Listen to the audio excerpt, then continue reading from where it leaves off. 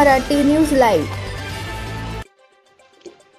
नांदेड तहसीलच्या टीमने उडून दिला वाळूवाल्यांचा दिवाळी धमाका।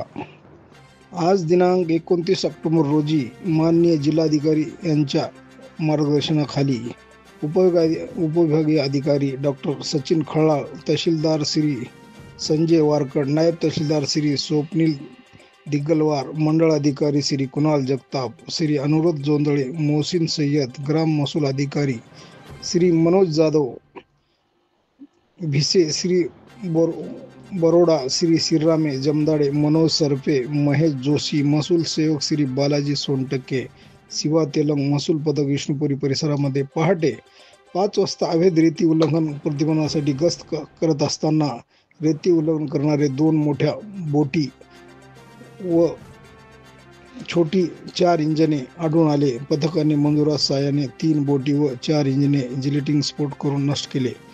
30 तराफे जाळून नष्ट करण्यात आले।